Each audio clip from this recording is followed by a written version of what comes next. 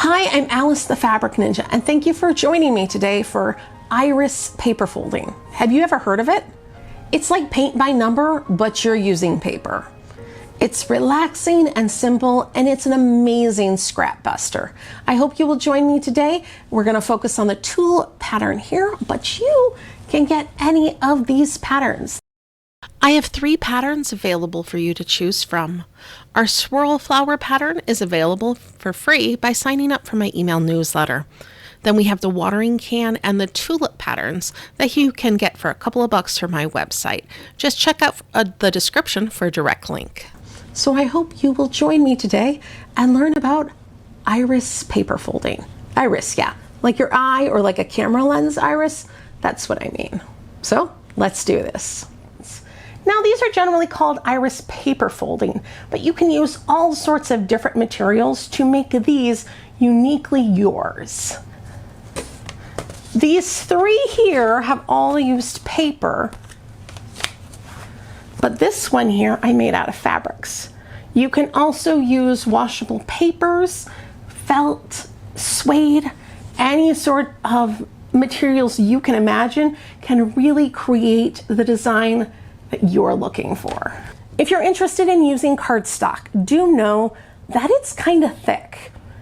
It absolutely works in full thickness on these larger scale designs, or if you want to do kind of like a shadow box design on the smaller scale, but it gets really thick.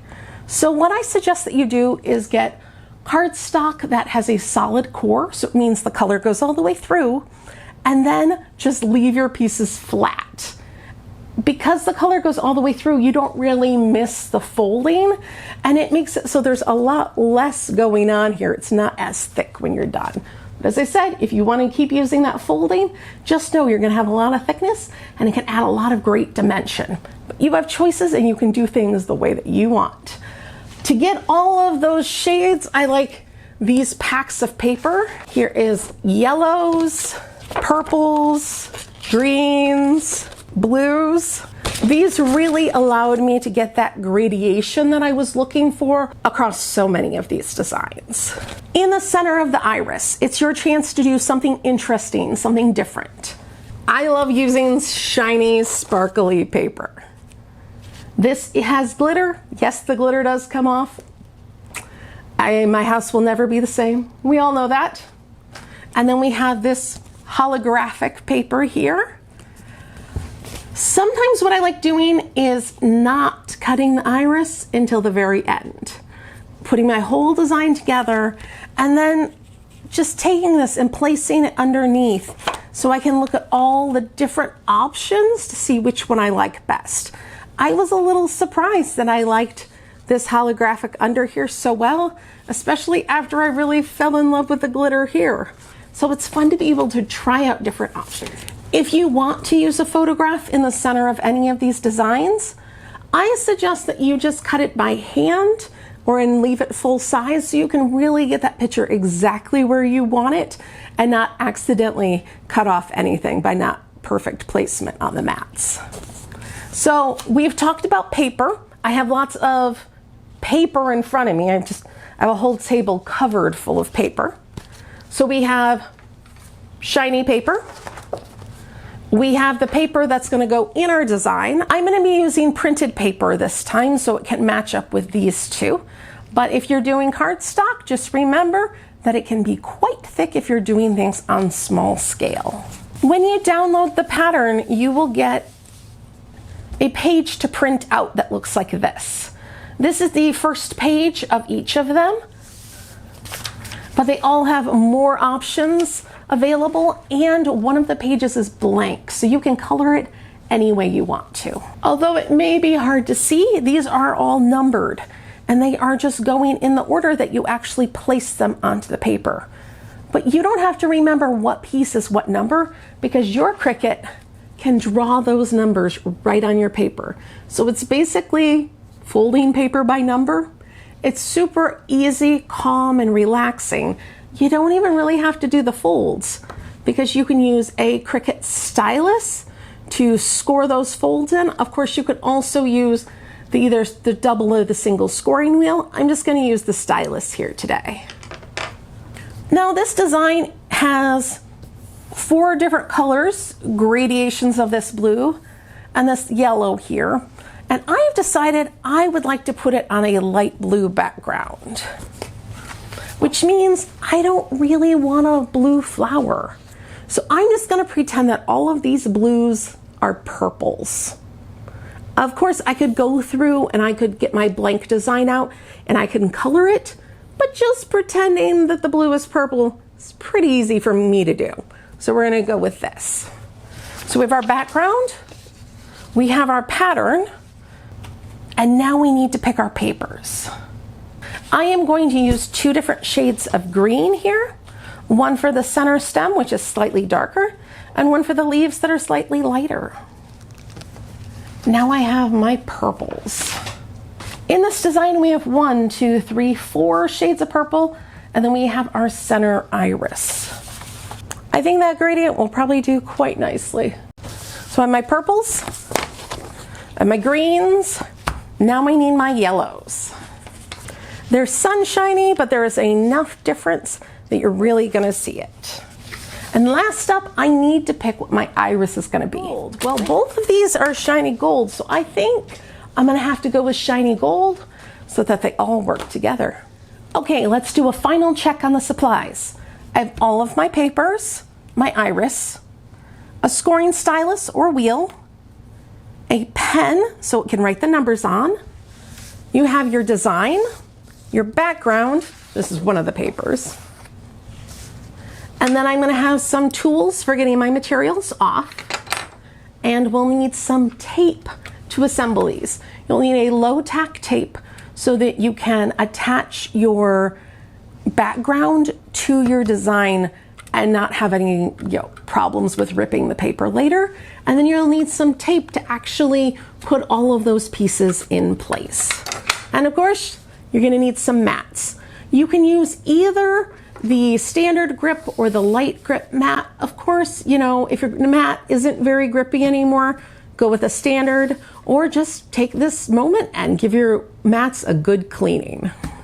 So the design that I chose has a lot of different colors, which means the Cricut is going to want you to put every color on its own mat, which is okay. But it does mean that we're going to have 1, 2, 3, 4, 5, 6, 7, 8, 9, 10 different mattings. That's okay. I sometimes like to leave them on their own mat just so I don't get confused about which pieces are what color. So if you would like to put more than one paper on each mat, just know that you can do that for everything except for the background. The background is going to need its own mat because there's not a lot of extra room. With all of your supplies assembled, let's head to Cricut Design Space and get everything ready to cut. First, you need to look for the zip file that you've downloaded. I have it right here in my downloads folder just to make it easy for us. I'm going to right click on my file and press extract all, but your machine has several ways to do it. And then I'm going to place it right back in the downloads folder just for ease. It opens a new window for us, but if I close that window out, you can see it's still in my downloads folder just right next to it. I'm going to click in it and then click the folder again, and you'll see everything that's inside this zip file.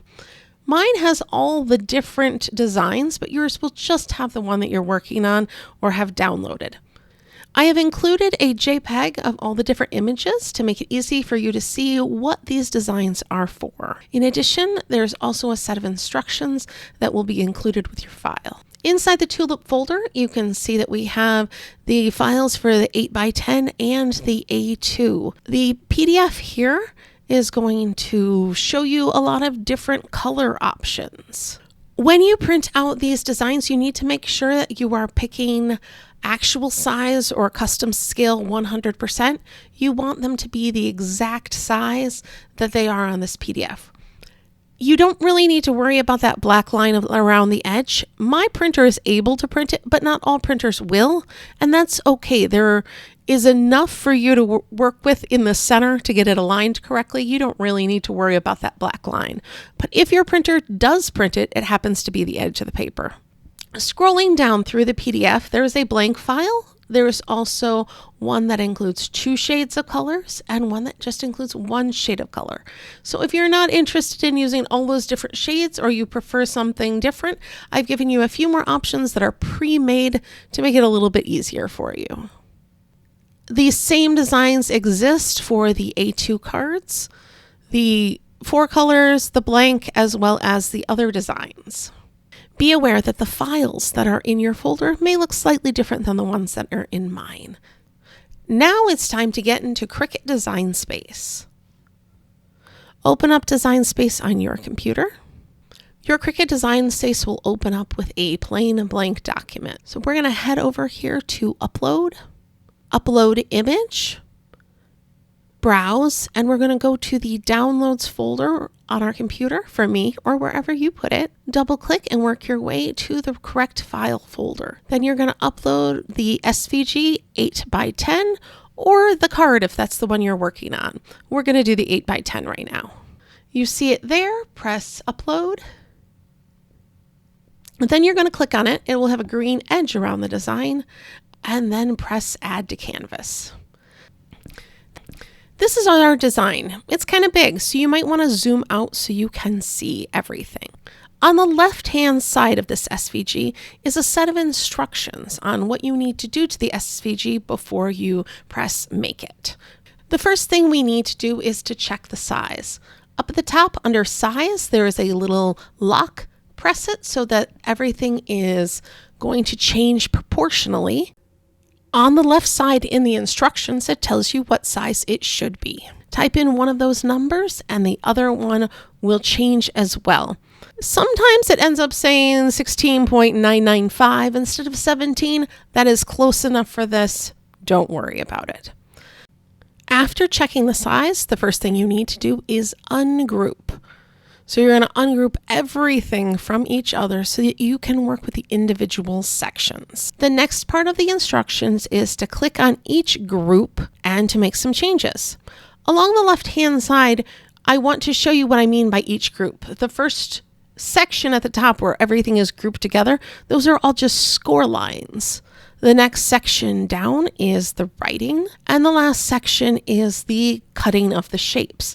I've made these into groups to make this a lot easier for you. So when you click on the first group, you are able to change all of those pieces together, and we're going to change them into score lines.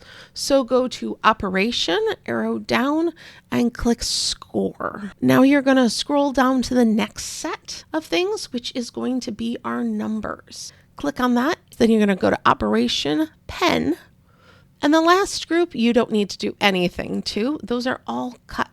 We also have the instructions in there. Currently has a little error sign. Don't worry about that. Those instructions are going to go away before we press Make It, so you don't need to worry about that at all. Now we are going to go through and we're going to ungroup each section. So we click on a section, we click Ungroup, and we go to the next section and do the same thing. Now that everything has been ungrouped, we need to start attaching things to each other. So I'm going to go ahead and hide these instructions so they're out of our way and we're not accidentally catching them. Now I'm going to highlight an entire shape, that is the shape, the scoring, and the number, and I'm going to press Attach. You can also press Alt-A to attach pieces to each other to make this go a little bit quicker. So you want to always grab all the pieces, but to do that, you need to be outside them when you start highlighting. So I have the pieces, I press Attach, and I just do this for every single piece.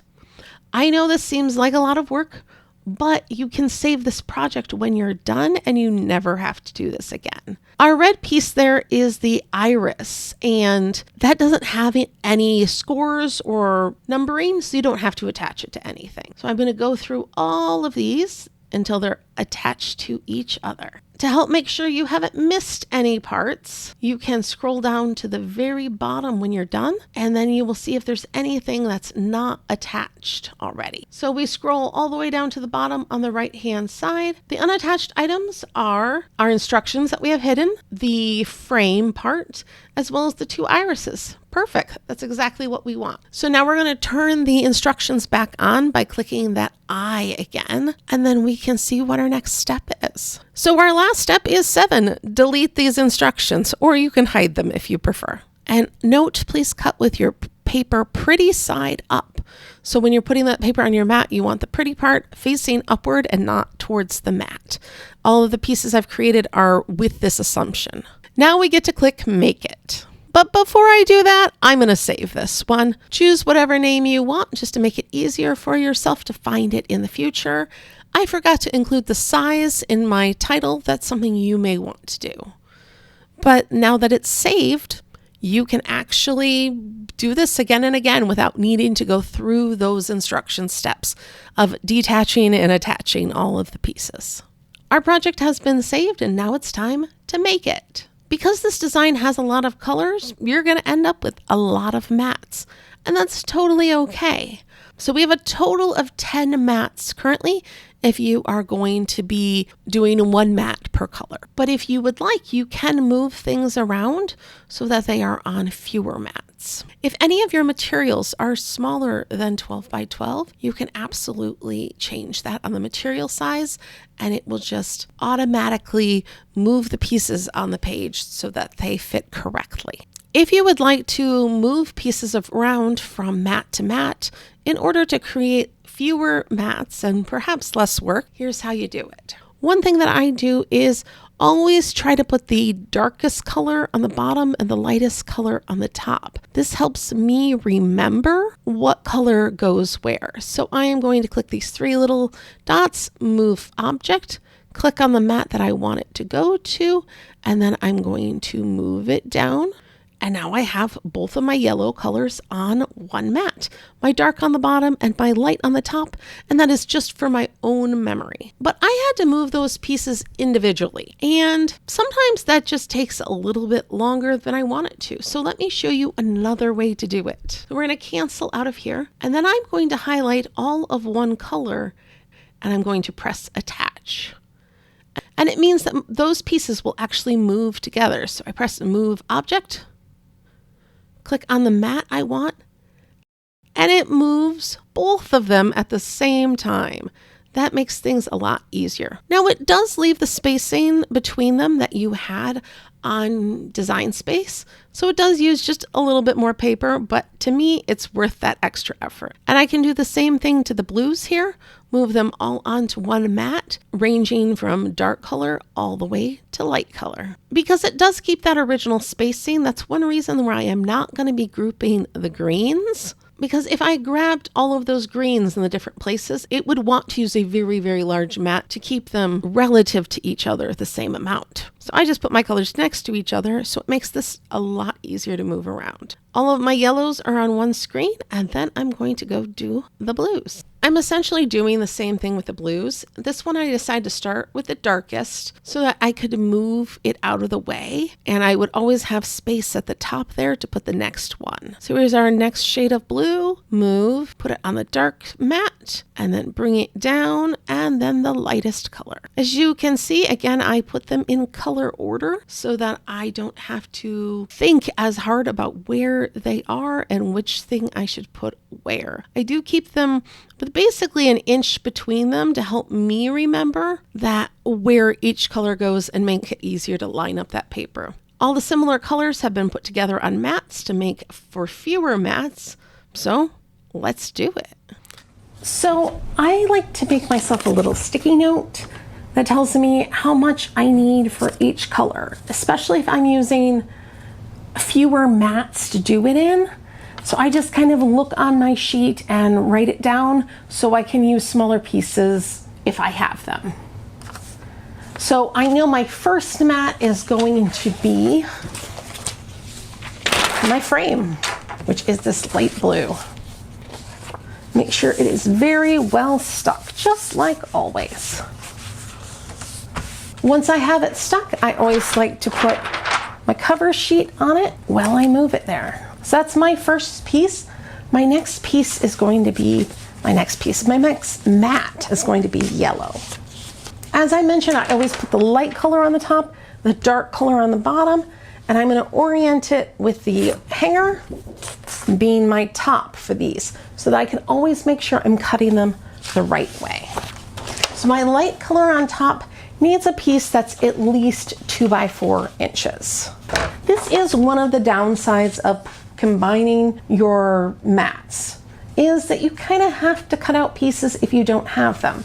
However, this project is a great scrap buster. If you have little scraps sitting around, use them for this. Luckily, knowing that I need a 2 by 4 inch piece, I can get the amount of paper that I cut out super close. And for my dark yellow, I need a 2 by 5 inch piece. Well, what I can do on this one is just stick my whole piece on because it's not going to interfere with the piece I already have on there. There we go. 2 mats done. Let's go get these cut. Now it's time to make it. So press continue. It's going to connect to my maker, and then I need to set my materials. This first piece is the frame, and it is in light cardstock, so it just needs our regular old fine point blade. Let's go make it.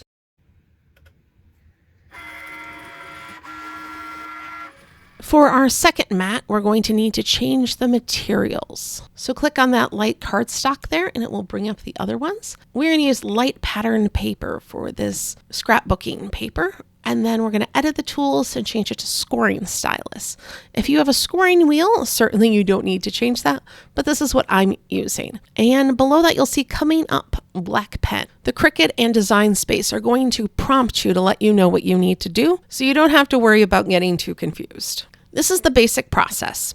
You insert your mat just like normal, and it does all of its normal, let me make sure everything is right. Then it's going to use the scoring stylus or scoring wheel first to make all the scores. Then it's going to prompt you by blinking that Cricut light again that something needs to happen. You're going to change out the scoring stylus for the pen. You just press the Cricut button again to get restarted. Then it is going to write all the numbers with the pen and use the fine point blade to cut out all the shapes. Then it's done and asks you to unload the mat. There you go. You're going to do the same process on every single one of these, except for the first one we did, which was the base, and the irises, which is probably the last page that we're doing. They don't have any scoring or numbers on them either. As you're going through this process, make sure to change your material setting. If you're using different materials, like some are cardstock and some are lightweight paper, or you're using different types of suede or felt, just make sure that that base material setting always matches what you're using. So these are our first 2 mats, and we're just going to do everything just like normally you would. There's nothing super crazy or special about how you take these off. So these pieces are trash. If you want them to be. What? So these 2 pieces are trash if you want them to be. They are really super adorable to like give your kids to have them color or just tape them to the window. They don't need to be trash, but they can be. This is the part you actually want. And if you're like, Alice, I still don't get this. I don't understand. This pattern piece goes down. You take the frame and you turn it over. So this is the pretty side, this is the back side. You're gonna put it on top. You're gonna put some low tack tape to hold this still. And then you're gonna put all your pieces onto the back. So you're actually building it upside down. And when you pick it up, you will have the grand reveal. So everything was actually done on the back side. So let's keep going. Yellows, you guys know the drill. And then you'll probably want to use the spatula tool to get these off without like mangling them. But seeing that you're gonna be taping them down into place, if they get a bit of a fold, you're not gonna really care. So here is my first set of pieces. I have my frame, I have my pattern. What we wanna do is we want to make sure we don't lose any of these. So if you have a little cup or an envelope as you're going, it's a good idea to keep everything together so that it doesn't get lost in other paper scraps. So now we're just gonna carry on like we already have.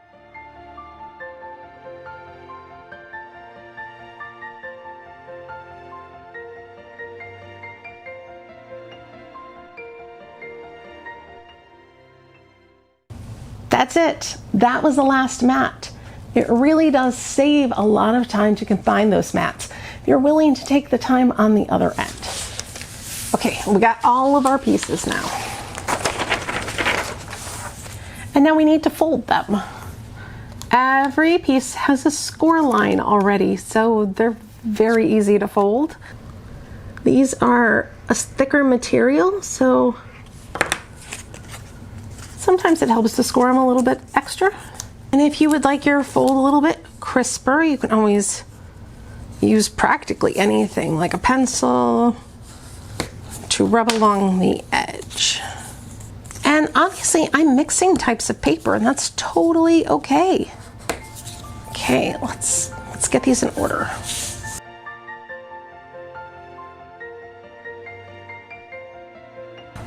And my 2 irises. We're ready to actually assemble this now, and there's a lot of tape involved, at least the way I do it. You could totally use glue dots, yeah, but you don't really need to worry about the back being neat and tidy. Remember this? Yeah. This monstrosity on the back looks absolutely fine on the front. So you don't really need to use your glue dots or anything else in particular, and this looks fine. If you are doing this with fabric, you are probably going to want to use basting glue. So you could either use like Elmer's washable glue, or you could use a type of glue that's meant for paper piecing. As long as there's some stickiness to it, you can hold everything in place until you get a chance to iron it and do that stitching. First, we have our pattern face up, and then I am going to attach it to my work surface. The only part of the design that has to be showing is the center. You could use more adhesive tape than this here, because you are not really attaching to anything you need to keep yet. Next up, our pattern. So this is the pretty side of the paper, and you're going to be working on the back side. Yeah, my piece is identical, but yours may not be. So my printer will print close enough to the edges to give me that black box, but all you need to do is align the inside part so that it lines up to the tulip shape. If you find that your pattern is drastically different than the piece you cut out, it means that something happened when you were printing it. Most likely your printer tried to scale it to fit. It needs to be printed at 100%. Now either you can go and reprint it, or you can just make do with what you have. If it's vaguely close, go with it. You know what parts need to be covered with what colors. You really just need a few guidelines to get you started. Down at the bottom here, you may notice that I have these 2 little pieces that connect the edge. Most of the time this edge just kind of disappears, particularly if you're framing it. So I like that extra little bit of stability. However, you can cut that away now, or you can cut it away once you have pieces on there. It just keeps you from ripping extra things that you didn't mean to when you were taking it off the mat. So here we go. 1, 2, 3. 1, 2, 3. So you're aligning the folded edge with the line, and you will see that the pieces along the bottom edge are going to fall off the edge. We're just going to clean them up a little bit when we're done with a quick clip. I designed it this way so you don't have to put it down exactly, especially because you're working from the back. It makes more sense to me to get a chance to clean it up before you're done. So line it up along that edge. Make sure all of the holes in the frame background piece are covered, and then smack down some tape. I sometimes go a little overboard with tape, but that's okay with me. Especially on these first pieces, I like to make sure they're really well attached. Piece number 2 is going to go here, and I like making sure I put a piece of tape where they connect. This is just to help everything hold a little bit more still later on. It's not a requirement at all. And actually, that's a really great spot to use a little bit of glue if you would prefer. And stick it right here, so that when this piece comes on by, it just gets a little bit of extra help holding still. You also want to make sure that your tape does not go into any of the open spots. Now, piece number 3. It's weird because the top is folded down, and you want to align that top right with the bottom of the flower. The other thing that can make your taping a little bit easier, if you lay a piece of tape on your fold, and then once you get it lined up right where you want it, you just kind of squish it down. 1, 2, 3. Now we're going to go to the other set of greenery. I have taped my finger. Okay, I have gone overboard taping these, and I'm not going to regret it. Leaves are done. Let's keep going. Starting with 7 and 8.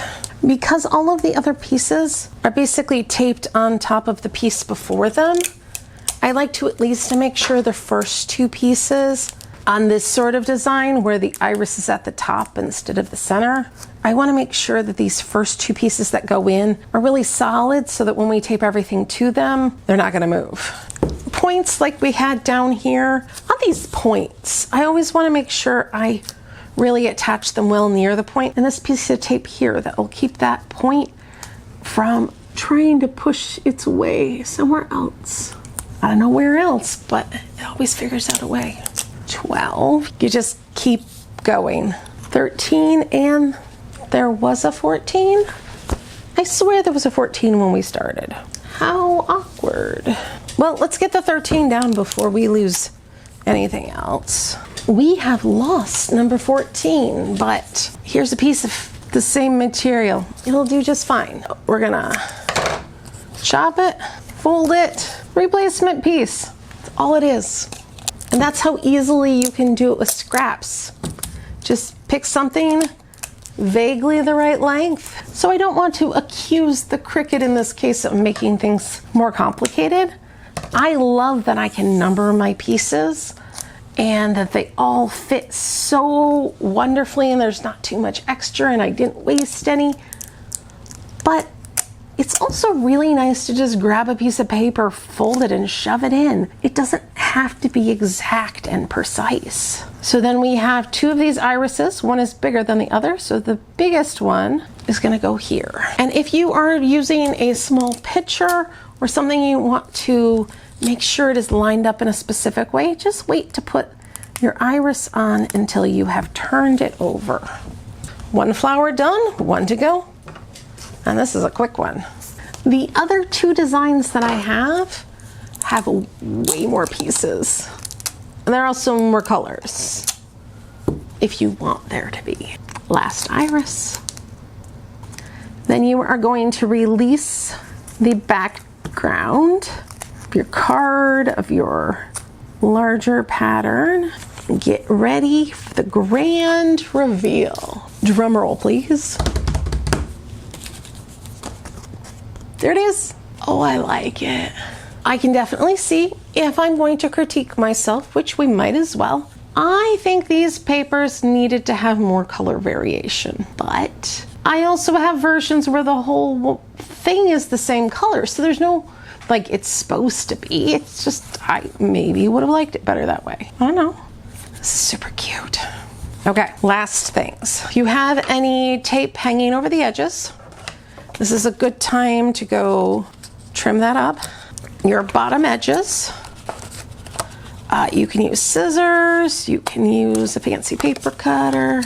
If you want to trim these little 2 pieces away, you absolutely can. Mine is going to be covered by the very edge of the frame, so I'm not worried about it. Then you're going to just check around the back to see if there's anything that you feel like needs more tape. These points down here, sometimes they like popping up. If that is going to bug the snot out of you, particularly if you're not putting it behind something that's holding it flat, pop these up, put a little glue dot on there or some Elmer's glue. These points here can sometimes bug people, but all of mine seem pretty well down, so So I'm quite happy with this.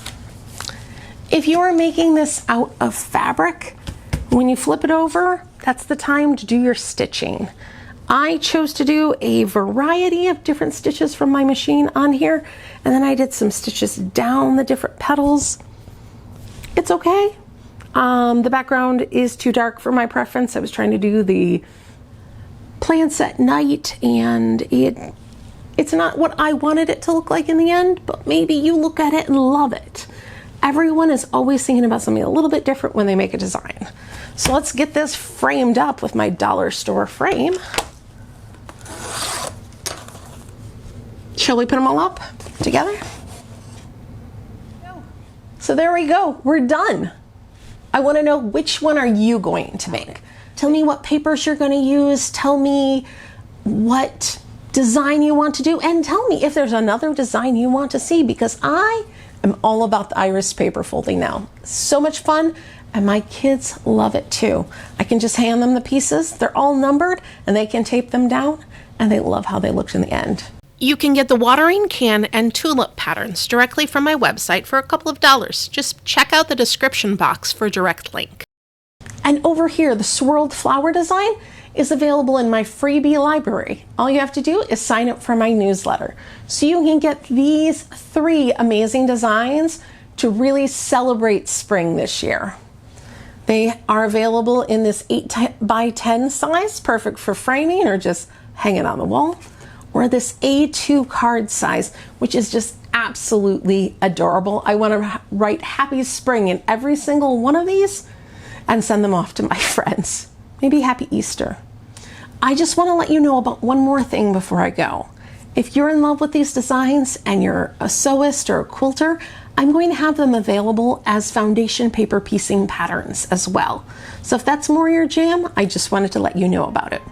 Thank you for joining me today. I'm Alice the Fabric Ninja, and you can find out more about me at fabricninja.com, or The Fabric Ninja is my username pretty much everywhere. Have a great day.